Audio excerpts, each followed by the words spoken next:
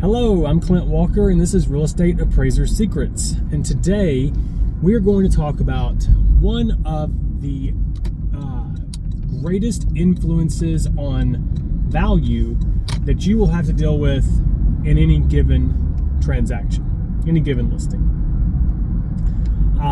Now, you'll recognize this this influence on value, this economic principle from, you hear it in everything. You learned about it in college, probably learned about it in high school. But that principle is supply and demand. And in this market, for the longest time, back to, almost my entire career up until 2022, we never had to think about the concept of supply and demand, because until 2022 in Middle Tennessee, we never had any supply. There was never any supply of homes. From 2017, which is when I started my appraisal trainee period, up until 2022, in every appraisal report, we analyzed market conditions, and in practically every report, we had 1 month or less. Most often, we had 0 months of supply of homes. So, what that means in a practical sense is that, as I'm sure you'll remember in those periods, buyers never had any options. Okay, if a house came up, it was the only house available. There were no other houses to look at. You had to rush over there immediately and prepare yourself to deal with the multiple offer situation, because there were always going to be 10, 15, 20 other buyers competing to get that one house because there were no other options. That is what it looks like to have zero supply of the supply and demand scenario. Okay, tons of demand, zero supply back then. Since then, we have seen basically the complete opposite. Tons of supply and no demand, okay? And one of the really interesting things about real estate is that supply can be a very dynamic thing, which is to say that, and I, because I do professional measurements and a lot of pre-listing consultations and things for agents, I sort of experience this maybe before a lot of other people do, especially before we do as agents. But you can get a lot of supply all of a sudden. Something about being human means that we all think about things and do things at the same time. It's like we're all plugged in to this universal energy that moves us, and I see it all the time. Everybody calls me on the same day. Everybody calls me in the same 2 days, and they all need it on a rush. Whereas the week before, I was twiddling my thumbs doing nothing. Nobody needed anything.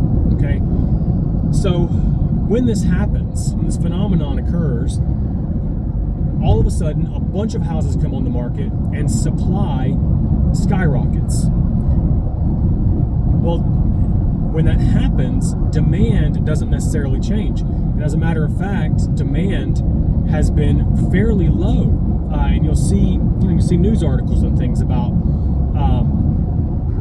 the lower number of buyers, the lower number of people even interested in buying homes, or if they are interested, are they able to buy homes? Okay, so interest rates have greatly affected demand for homes because people can't afford the new payments with the new interest rates. What else has affected demand? The season of the year affects demand. Demand is higher in the summer, as we all know. Demand is lower in the winter. So for the past 2 years, past maybe 3 years now, there's been sort of an interesting phenomenon of movement in sellers where a lot of houses come on in the wintertime. supply drastically kicks up in the wintertime. I don't know where these people are going, but they don't seem to be buying houses here locally when they put all these houses on the market.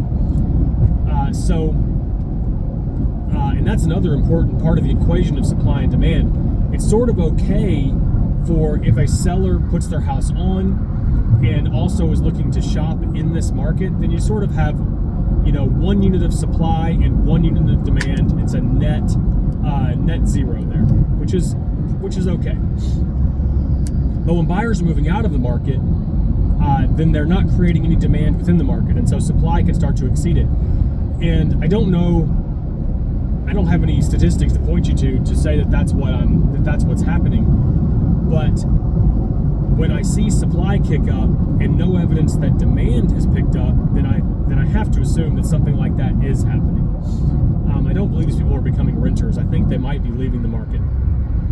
So anyway, we see an increase in supply without the corresponding increase in demand.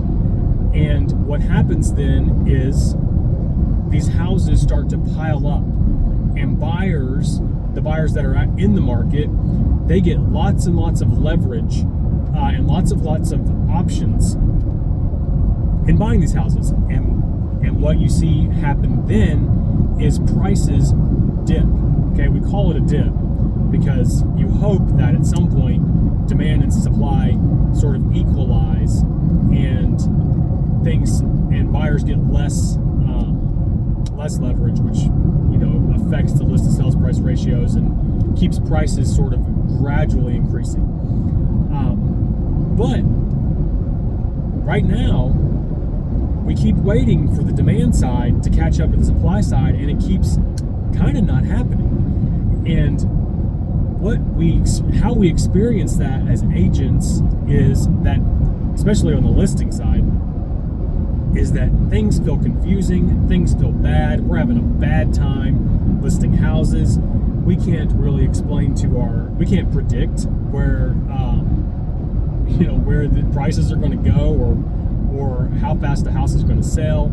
It makes it hard to explain it to our sellers because to some degree in the past decade, this is uncharted territory, even now.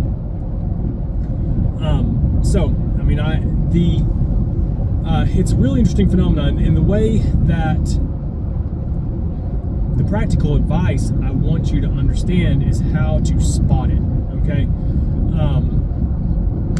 So the way you do that, and the way we do it in appraising, is we analyze what's called the housing supply, and we also analyze the absorption rate, okay? And so you need to know how to get an absorption rate in order to get the housing supply. It's pretty simple, really. You get your absorption rate by doing a search of what I call generally comparable properties.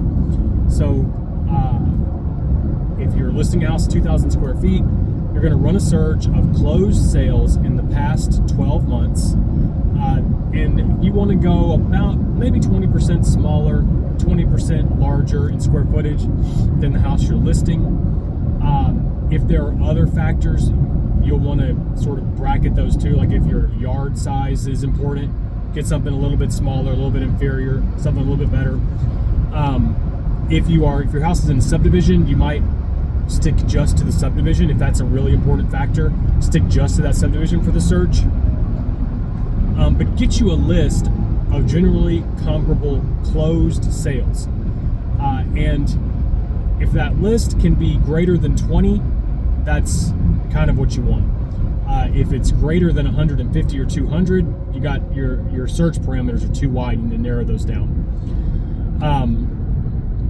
So get that list, find out how many generally comparable homes sold in the past year, divide that by 12, and now you have on a not an exact number, but it's sort of a linear number of how many closings happened per month. You could have had an unequal number of closings in any given month, but this is how we do it. So divide the number by 12. That gives you the number of closings per month. Okay, write that number down. Now do a search for your active listings and see how many active listings you have. take the active listings, divide it by the number of closed sales per month, and that will give you your months of housing supply available. Okay, so for instance, I think these things are they're hard to describe. It's hard to describe math verbally, but I'll tell you what you're looking for is, or an example. Say that you had 12 sales in the whole year last year.